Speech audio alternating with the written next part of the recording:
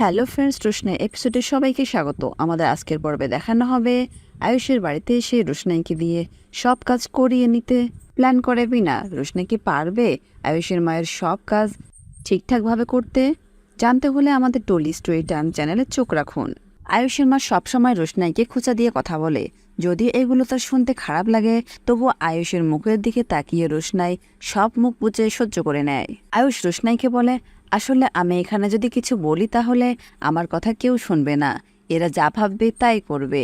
আপনাকে দিয়ে যে এত কিছু করাবে আমি ভাবতে পারিনি, আমি আপনার কাছে ক্ষমা চেয়ে নিচ্ছি। এরপর আয়ুষ রোশনাইকে বলে, আমাদের বাড়িতে আমাদের আশা নিয়ে অনুষ্ঠান হবে, আমি ভাবছি আমার কাছের কজন বন্ধুকে ইনভাইট করব। রোশনাই বলল, আপনি যে তখন বলছিলেন কলকাতায় আপনার বন্ধু আছে।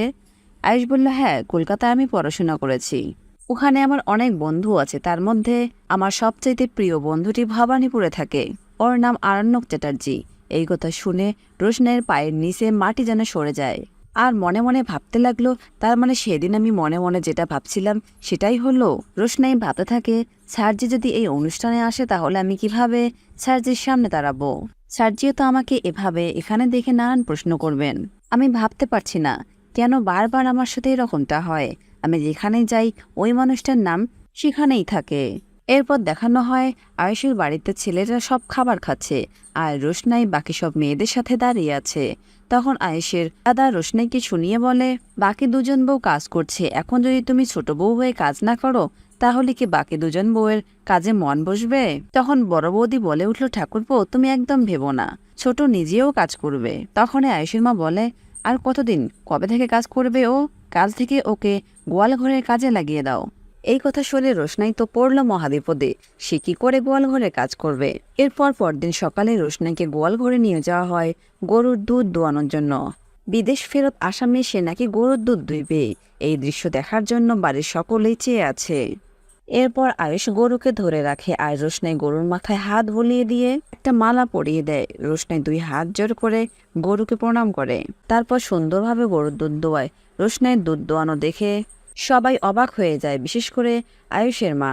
তার ধারণা ছিল রোশনাই দুধ দোয়াতেই পারবে না, দু চারটা মন্দ কথা শোনাবেন, কিন্তু সেটা আর হলো না। উপস্থিত রোশনাইকে যারা পছন্দ করে, যেমন রোশনাইয়ের শ্বশুরমশাই আর বাড়ির সকল ছোটরা, সবাই রোশনাইয়ের দুধ দোয়ানো হয়ে গেলে হাততালি দেয়। তখনই বিনা বলে উঠল, হয়েছে হয়েছে, এমনভাবে তোমরা হাততালি দিচ্ছ যেন ও এভারেস্ট জয় করে এসেছে। আয়ুষের মা যেন রোশনাইকে কথা না শুনিয়ে থাকলো না। তারপর বিনা বলল, এবার ওকে গরুর গোবর তুলতে হবে। কিন্তু আয়ুষ বলল, মা ও তো দুধ দুয়ে দিল, থাক না এসব। তখন আয়ুষের মা বলে, তোর দুজন বৌদি তার সাথে আমরা সারা জীবন গোবর তুললাম, আর তোর বউ একদিন গোবর তুললে হাত ক্ষয় হয়ে যাবে। এরপর আয়ুষ আর তার মায়ের উপর কোনো কথা বলতে পারল না। এরপর দেখানো হয় বিনা রোশনাইকে গরুর গোবর তোলাতে নিয়ে আসে, আর বলল কিভাবে গোবর তুলতে হবে, কি করতে হবে আমি কিন্তু সেগুলো বলে দিব না। তারপর রোশনাই সুন্দরভাবে বিনার কথা অনুযায়ী গোবর তুলছে। এটা দেখেও বিনা অবাক হয়ে যাচ্ছে, বিদেশ ফেরত মেয়ে কিভাবে এটা করতে পারলো। গোবর তোলা হয়ে গেলে বিনা রোশনাইকে বলল, কাল আমাদের বাড়িতে বউয়ের মুখ দেখা অনুষ্ঠান, তুমি কিন্তু একদম গলা পর্যন্ত ঘোমটা দিয়ে থাকবে, কেউ যেন তোমার মুখ আগে দেখতে না পারে।